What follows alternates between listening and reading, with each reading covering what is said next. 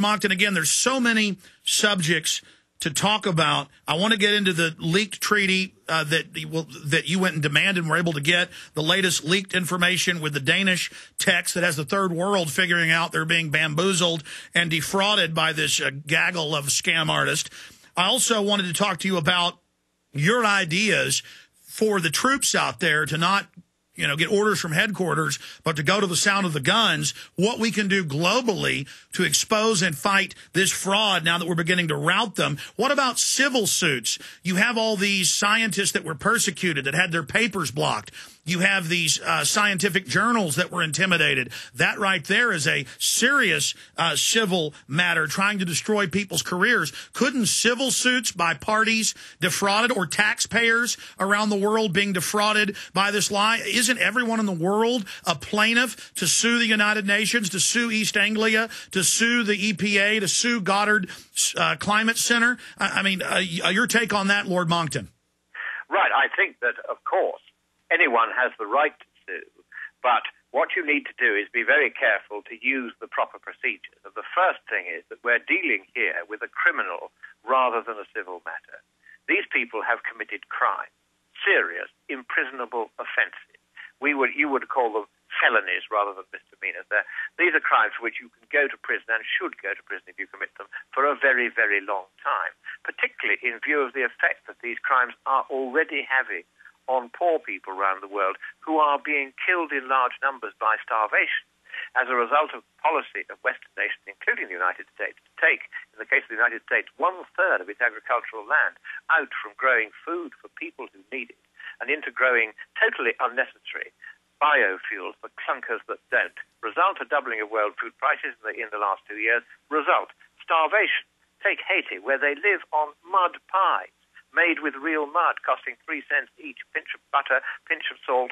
You take the mud, you mash it all up, lay it out in the sun to dry for 6 hours, and sell it to your neighbour for 3 cents. That's what they're living on, or rather dying on, in Haiti now. And I was telling this story last year to a conference of government and opposition representatives in Madrid, and a lady in the front row burst into tears, and I said, I'm sorry to have offended you, but it is a rather terrible thing that's happening. She said, I've just come back from Haiti. Now, because of the doubling of world food prices, they can't even afford the price of a mud pie, and they're dying of starvation all over the place, she said. And she was heartbroken. She said, the reason I'm crying is that you're the first person in the Western world I've ever heard mentioning the plight of the poor. She said, I'm so grateful, I just can't tell you. Well, sir, that's how serious this is. These people, by their scientific fraud and the financial fraud, they're profiting enormously. One of the documents from this series of leaked documents is the complete financial accounts of the climate research unit, how much grants they've had, and how vastly the amount of grants have increased since they began peddling this scientific fraud. And they're working with oil companies. While people die of starvation in a dozen regions of the world, and there are food riots in those regions too, hardly ever reported in any major Western news medium. It is a scandal of the worst proportions. Our own fellow creatures are being killed by starvation because these people have lied and made up the science and hidden it so that nobody else could check. Sir, it doesn't get worse than that. Going back to the question I forgot to repose at the start of the break, is this the greatest scientific fraud in history, A? And then B, we also now have in the emails where they're meeting with Dutch Royal Shell, with BP, with Siemens, and others saying, oh, they're part of our agenda. This is only part of our takeover. This is so wonderful. Can you speak to this? Is this the biggest fraud, scientific fraud in history, A? And B, the collusion of Fortune 100 companies in this scam? Right. Let's start with that first question. It follows from my last answer that a fraud on an international scale, which has already killed millions by starvation, is the worst fraud you could ever possibly commit, because our fellow human beings are dying in large numbers because of this fraud. It doesn't get worse than that. And then we come on to your second question. Just remind me of what that was, and I'll deal with it. The oil companies and other major corporations feverishly working with the climate scammers. That's right. This is because they've become so frightened of the united front that the world's governing class has put up, saying we are going to peddle this climate nonsense regardless of whether it's true, that they've decided, I think cravenly, and I've told many of them so, that they'd better just give in and go along with it and try and make as much money as they can out of it. I think it's disgraceful. I think their shareholders, there is a case for a civil suit, shareholders of companies who have done deals of this kind with the fraudsters at the UN and among the politicians and among the scientists, they do deserve to be sued by their shareholders for not protecting the best interests of shareholders, as every director of a major corporation is required by law to do.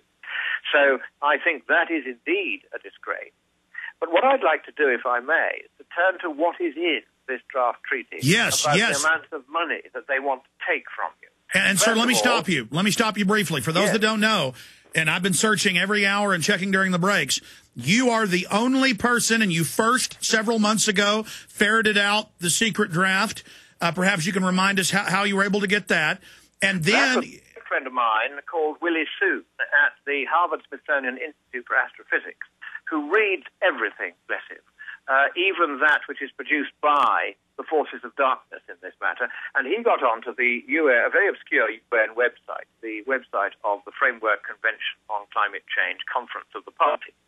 And he found what said it was a note by the Secretariat, but he noticed it was a much too large file just to be a note. So he looked at the file, and it was a 2-page note, but attached to it was 186 pages, and that was the first draft of the Treaty of Copenhagen. Okay, let me stop you there, because... The title of the file did not say Treaty of Copenhagen. There was nothing to indicate what this was, and had he not been diligent in reading everything, spotting the size of the file, neither he nor anybody would ever have found it. And they would have been able to say, if we had subsequently said, oh, but we had no idea that what governments signed up to in Copenhagen meant all this, the UN would have smoothly said, oh, but it's been on our website all the time. Okay. That's how they play these games. Okay, now that said, again, recap. This is breaking here on air. You have the latest version. You're going to go over what's in it for everybody right now. This is breaking information right now. Lord Monckton, you have the floor. Now, what I'm going to do is to give you just that bit of the treaty which talks of part of the financial arrangement. I have never seen a treaty as expensive as this one for the West. It's only the West that's going to pay. All the third world countries have been bought, so they will sign this treaty because they think they're going to get money out of it. But it's going to cost the West a fortune. Here's what it says. Developed country parties, that's what they call countries like the United States, for instance, are going to have to pay a tax of anything up to 2% of gross national product. To give you an idea of how big that is, for instance, that's half the US defense budget. That's how much they are going to confiscate to fund this vast new government that they're setting up. I haven't yet counted how many interlocked new bureaucracies there are to constitute this government, but I think it's around 700. I'm going to try and do a more exact count later. Then they're going to be levied on their greenhouse gas emissions. They're going to auction allowances to emit greenhouse gases, and if you don't buy an allowance to emit greenhouse gases, you won't be allowed to emit them. You could find that your local electricity company has to shut down because it can't afford to buy the right to emit this harmless gas into the atmosphere. There's also going to be a uniform global levy of $2 per ton of CO2 for all fossil fuel emissions. So that is really enormous. There are going to be levies on emissions from international aviation, specifically an international air passenger adaptation levy stroke green levy on every airfare, except on journeys that go in or out of poorer countries, of course. There's going to be a 2% share of the proceeds on various kinds of UN boondoggles towards giving money to third world countries. They're going to tax the money they're going to hand out. There's also going to be a global levy on international monetary transactions. That means every transfer of money across borders will be taxed. They no longer say, as they did in the original draft, what rate that tax was at, but they had in mind 2%. And that's on top of the 2% tax of GDP that they're going to charge anyway.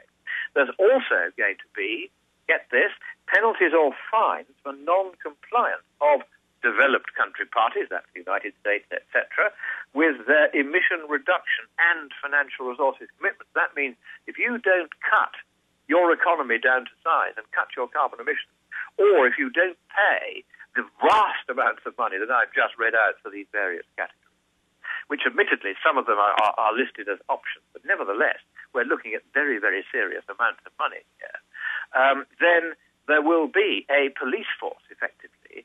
This government will have the right, for the first time ever in an international organization, to enforce its will by